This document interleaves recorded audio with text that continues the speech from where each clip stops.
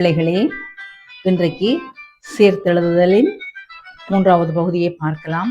அவதானியுங்கள். நெல்லி சக கனி, நெல்லிக்கனி. பேசாது சக இருத்தல், பேசாதிருத்தல்.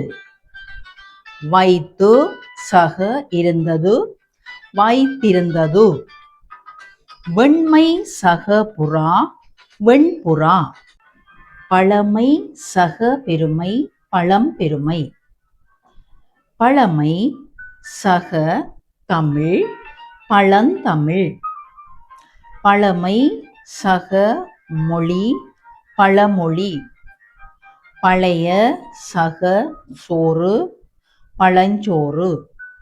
பழைய சக கஞ்சி, பழங்கஞ்சி.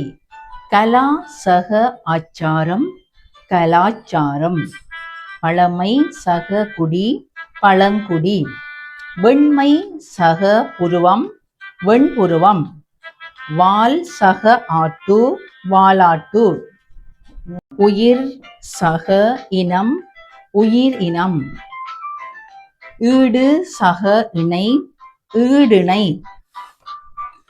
அடி சக பகுதி, அடிப்பகுதி. உள் சக பகுதி, உட்பகுதி. மரம் சக கொத்தி, மரங்கொத்தி. மணி சக மண்டபம், மணிமண்டபம். தெரு சக ஓரம், தெருவோரம். கோடு சக உரு, கோட்டுரு. முரசு சக ஒலி, முரசொலி. முதன்மை சக அமைச்சர், முதல் அமைச்சர். இடை சக ஊறு, இடையூறு.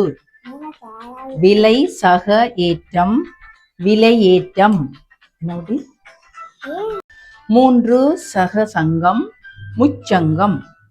அரசு சக உடைமை, அரசுடைமை. வாழை சக சேனை, வாழைச்சேனை. பாதாளம் சக உலகம், பாதாள உலகம்.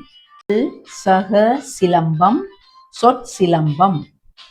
மழலை சக செல்வம், மழலை செல்வம்.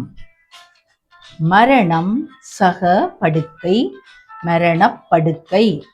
தன்மை சக பெருமை, தற்பெருமை.